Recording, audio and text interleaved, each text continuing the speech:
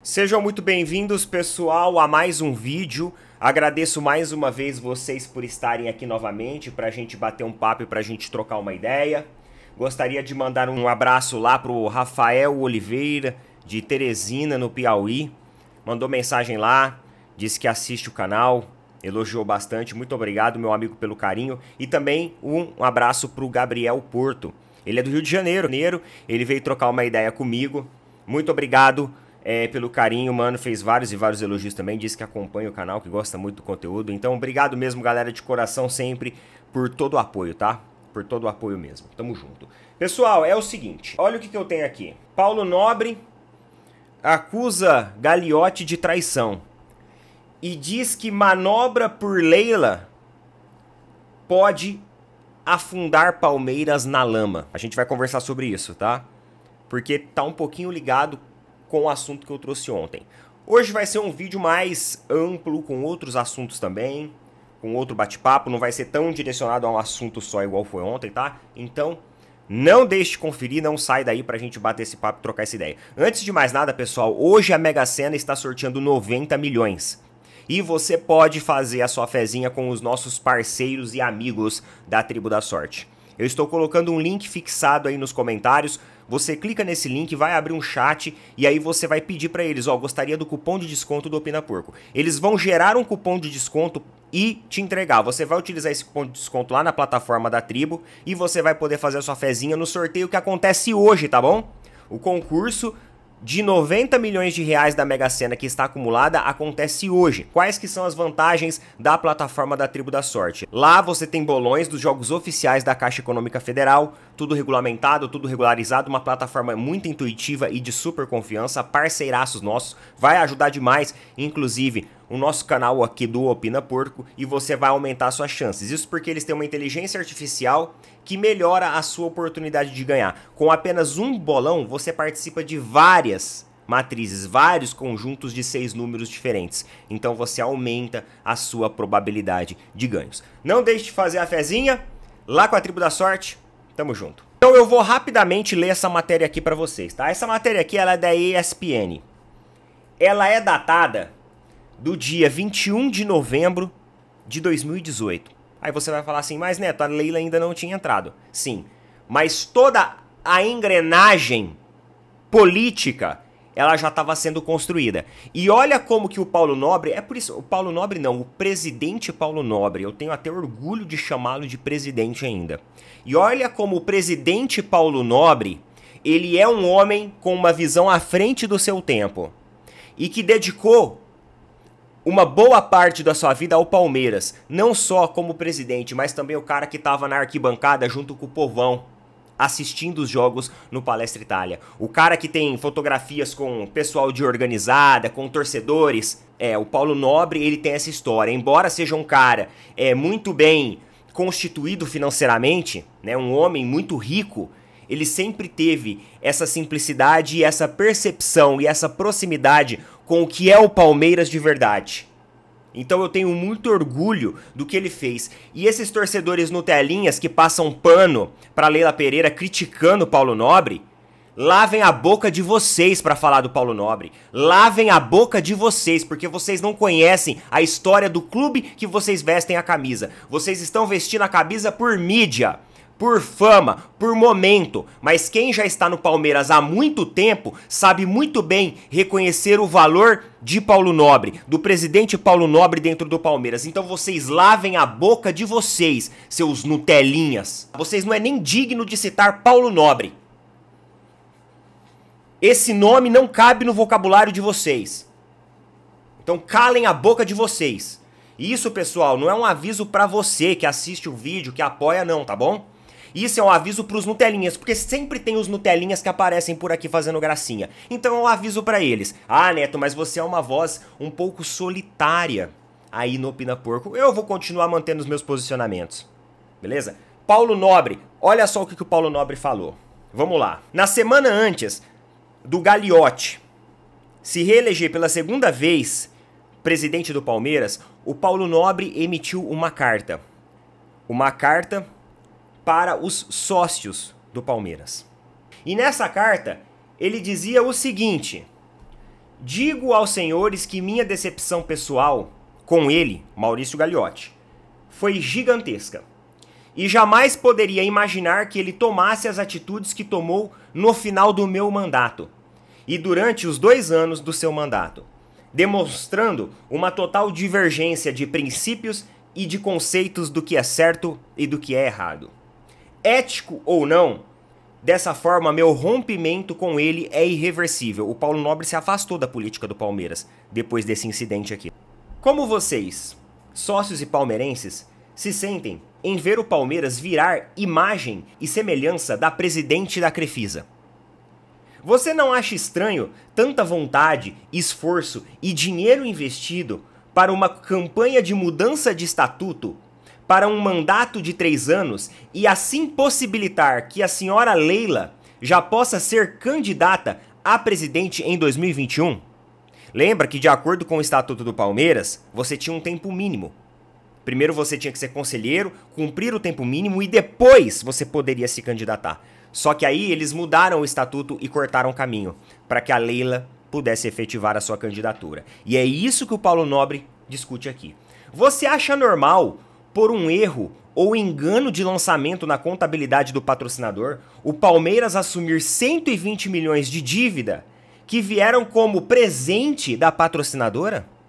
Você, sócio, já viu esse tipo de política ser praticada antes e acabar afundando o Palmeiras na lama? Um ex-presidente não tem isoladamente o poder de fazer uma carta e o que está escrito nela passar a ser verdade. Ele teve a colaboração do diretor financeiro nomeado em minha gestão, o qual na época contava com a minha total confiança, para anexar com a força administrativa essa carta na ficha da senhora Leila. Com essa atitude de aceitar aquela carta só para agradar uma patrocinadora que queria ser conselheira naquele momento, sem esperar o tempo que o estatuto previa, como todos os conselheiros que lá estão hoje esperaram, percebi que seria uma gestão com princípios distintos dos nossos e não seria nem de perto uma continuidade da gestão que eu, com muito sacrifício, suor e lágrimas, presidi. Diante disso, resolvi me afastar.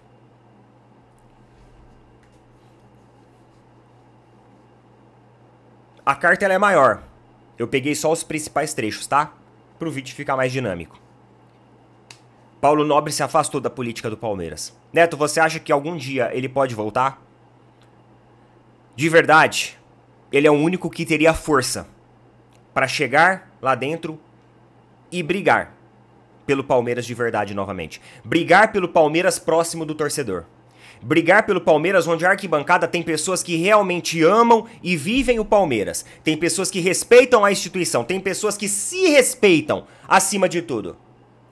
Não por torcidas divididas porque compraram um discurso construído ao longo de todos esses anos e uma lavagem cerebral que aconteceu dessa gestão atual. E não importa se eu sou uma voz solitária aqui no YouTube, meus amigos. Tem gente que fala pra mim. Manda mensagem lá. Cara, para com isso. Para de ser repetitivo. Ninguém vai te escutar. Ninguém tá te escutando. Nem os palmeirenses estão te escutando. Eu não vou cansar de ser a voz solitária aqui no YouTube. Eu vou continuar sendo a voz solitária. Entendeu? A mensagem vai ser passada. Eu não vou negociar os valores, eu não vou negociar os meus princípios, eu não vou negociar aquilo que eu acho certo. Uma hora eu esbarro com outras pessoas aí que pensam da mesma forma e aí a gente passa a caminhar junto. É isso que eu queria trazer pra vocês. Paulo Nobre já cantou essa bola muito antes da hora. E eu admito aqui que eu cometi o erro de achar que a gestão Leila iria ser uma grande gestão. Iria ser a melhor gestão. E sendo muito sincero com vocês, se a Leila fosse a diretora financeira do Palmeiras, eu acho que não seria nem ruim. De verdade. Porque por aspectos financeiros, ela sabe fazer uma boa gestão com boas arrecadações. Ela sabe. Agora, como presidente, representante de clube, de torcida, de tudo, ela mostra que, de fato, ela não é nem um pouco palmeirense. Alguns torcedores que compactuam ainda e que defendem ela, eu acredito que também são torcedores de verdade. Não todos, alguns. Mas ainda estão sendo, talvez, iludibriados por uma lavagem cerebral que vai acontecendo, entendeu? Ano a ano. e por uma boa fase e um bom momento que o Palmeiras viveu até aqui, que na verdade foi com um elenco que foi montado no passado, com um alicerce do passado e também com a boa gestão técnica e também anímica ali de Abel Ferreira. Agora, meus amigos, vamos falar um pouquinho dos rivais. É o seguinte, lá no Flamengo, o clima tá bom, né? Felipe Luiz está apresentando uma gestão técnica muito boa. Inclusive, estava ontem lá assistindo o jogo de tênis. O Neto, lá nos donos da bola, ele já tá cantando a bola pro Dorival Júnior tomar cuidado que o Felipe Luiz pode ser o próximo técnico da seleção brasileira. Tipo assim, né? Os rivais do Flamengo devem estar torcendo pra CBF chamar o Felipe Luiz. Neto, você acha que se a CBF chamasse o Felipe Luiz, ele iria para a seleção brasileira? Olha, meus amigos, eu acredito que não. Nesse momento eu acredito que não. Assim, o Felipe Luiz, ele é um cara inteligente. Ele é um cara inteligente, ele é um cara que estuda o futebol, ele tem uma visão do futebol muito além do tático. E agora, com essa expertise que ele está tendo de técnico de futebol, ele está observando também o outro lado, que às vezes nem sempre, sendo um jogador, o atleta ele tem ideia de como funciona o outro lado. Mas ele sendo técnico agora ele tem. Porque ele vive os bastidores em contato direto ali com direção de futebol, presidente, etc, etc.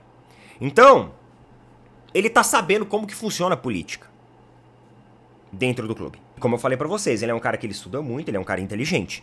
Então, na minha visão, se hoje ele recebesse um convite, primeiro que o Dorival não vai sair. Não vai sair. Galera, a seleção brasileira não vai entrar em crise com o Dorival.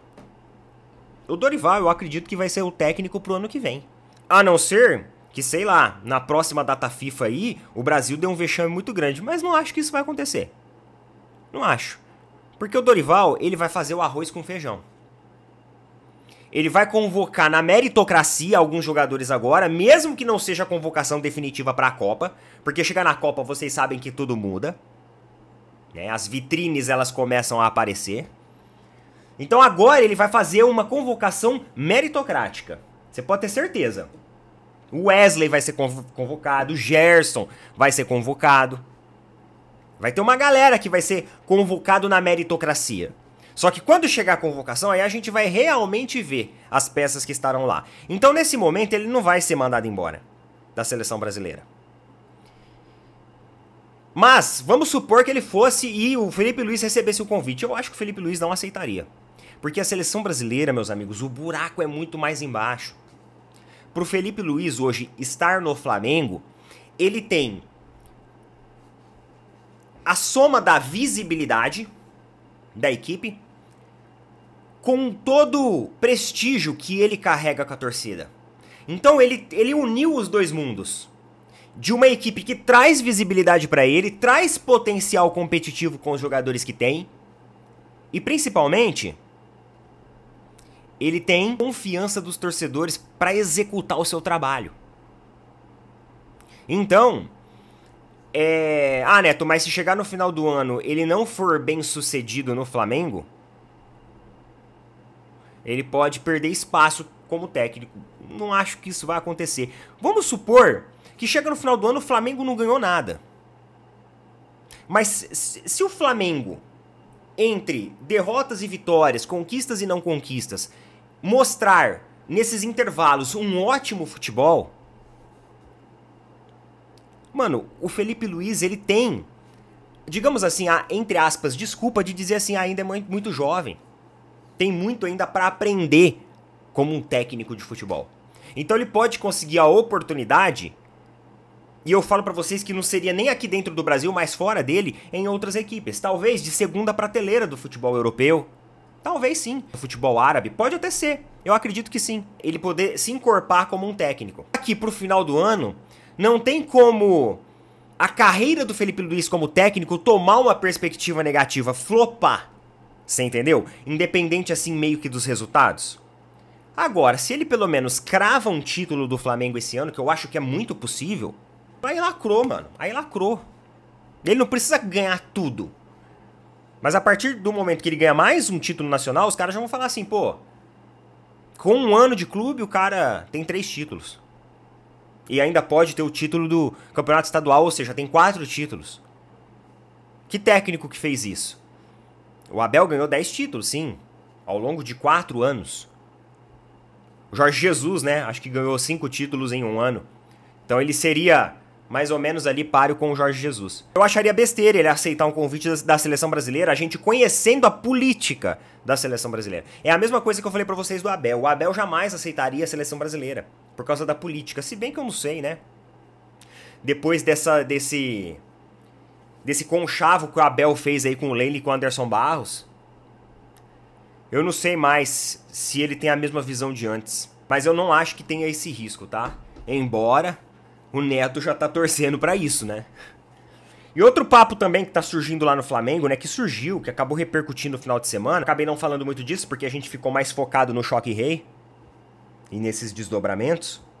Foi em relação ao pai do Gerson, que inclusive é um dos caras que cuidam ali da carreira do jogador, que falou lá num podcast sobre a valorização e tudo mais. E desde então começou esse assunto a remoer dentro dos bastidores do Flamengo. Aí teve a proposta do Zenit, que inclusive o Flamengo emitiu um comunicado oficial, e eu acho que aí o Flamengo gabaritou fazendo isso, porque quando o Flamengo emite um comunicado oficial dizendo o seguinte, ó, nenhum jogador vai ser negociado nesse momento e tal, assim. Cara, o Flamengo cala a boca de todo mundo. Todo mundo que queria às vezes levantar uma fumaça sobre uma negociação do Zenit, ó, o Flamengo já respondeu. E eu acho que às vezes é necessário essa posição do clube. Até mesmo em respeito com os próprios torcedores, que às vezes fica num tiroteio de informação e acaba ficando um pouco perdidos. Então é importante o clube vir e, ó, bater o martelo de que nenhum jogador vai ser negociado nesse momento agora. Então bacana essa atitude do Flamengo vir com um comunicado oficial pra, ó, abaixa a bola. E sobre o que o pai do Gerson falou em relação à valorização, pessoal, vamos e convenhamos. O pai dele tem que falar isso internamente com o Flamengo, né? Não é fazer uma pressão externa. Eu não sei qual que é o posicionamento do jogador em relação às declarações do pai. Muitas vezes os jogadores eles têm a postura de deixar toda a parte de negociação, de conversa, de assessoria, de representação com o staff. Eles não querem comprometer o relacionamento deles com o clube e com a torcida com esses assuntos que podem desgastar. Então eles deixam isso com os empresários. Inclusive, o Gerson me parece muito bem focado no Flamengo. Ele até fez uma representação pedindo para que a Federação do Rio de Janeiro mudasse o horário dos jogos em virtude do calor. Ele liderou isso daí e acabou sendo aceito, né? Foi acatado o pedido dele. Então ele me parece que tá muito focado nesse desempenho profissional e nesse momento agora. E tá certo ele tem que focar nisso mesmo. Porque as convocações para a seleção tá acontecendo, ele é um atleta que tá ganhando confiança, já tem a confiança no cenário nacional, já tá tendo e já tá ganhando espaço também dentro da seleção brasileira. E se isso tá acontecendo, ele deve também a equipe do Flamengo. Sabe por quê? Porque quando ele tava lá no Olympique, encostado, que ele tava encostado, vamos ser sinceros, ele tava encostado, ele tava subutilizado, mal aproveitado. O Flamengo abriu as portas e falou, vem, e agora ele tá ganhando essa projeção de novo. Então se ele tá tendo propostas e sondagens milionárias, se o pai dele tá enxergando que ele tem que ganhar mais, é pelo lado também de que o Flamengo assumiu a bronca de trazer ele por valores que não eram baratos e assumiu ali a responsabilidade de retomar o bom futebol que ele tem. Ele é um atleta de qualidade. Eu não tô menosprezando, tá, a característica, a qualidade individual do jogador, mas vamos falar o que é verdade. Lá no Olympique ele estava sendo mal aproveitado. Chegou aqui, ele ganhou visibilidade. E agora ele vai ganhar mais visibilidade ainda com o Super Mundial. Então se eu fosse ele, eu até chegava e falava assim, ó, pai, ó, Dá uma maneirada aí, tá? Fica falando essas coisas em podcast não quero desgastar nada. Porque eu tenho um Super Mundial agora e vai ser a vitrine pro meu futebol. Aí depois é outro desdobramento, é outra história. Se chegar uma proposta boa de Premier League, se chegar uma proposta boa da Liga Espanhola, aí é outra coisa. Pelo menos essa é a minha opinião. Amigos, acabou de sair que o Botafogo está encaminhando a contratação de um novo técnico. Depois de todo esse tempo, o Botafogo acertou com o Vasco Matos, técnico português que hoje comanda o Santa Clara de Portugal e ocupa a 5ª posição. É um técnico que tem repercutido muito bem lá na Europa, tem sido, digamos, entre aspas, assim, um dos grandes destaques por elevar o nível competitivo da equipe do Santa Clara. O Botafogo vai assumir, inclusive, uma multa rescisória para trazer o técnico para cá. E ele é visto como um técnico de bom potencial. Sinceramente, eu não conheço. É um técnico de 44 anos, técnico jovem também. Vem da Escola Portuguesa de Técnicos, uma escola que tem se destacado aqui no Brasil. E vai chegar agora aí no Botafogo para treinar a equipe. Visto que o Botafogo já fazia movimentações de contratação de jogadores antes mesmo de ter um técnico. Só para vocês terem uma ideia, ó. É uma das sensações da temporada atual portuguesa com 14 vitórias em 26 jogos. Santa Clara, que é a equipe dele atualmente, ocupa a 5ª posição da Liga de Portugal e disputa uma vaga em competições europeias. Beleza? Então coloca aí nas opiniões, você conhece esse cara? Você conhece esse técnico? Eu nunca ouvi falar, para ser muito sincero com vocês. Tamo junto, valeu, falou, até mais.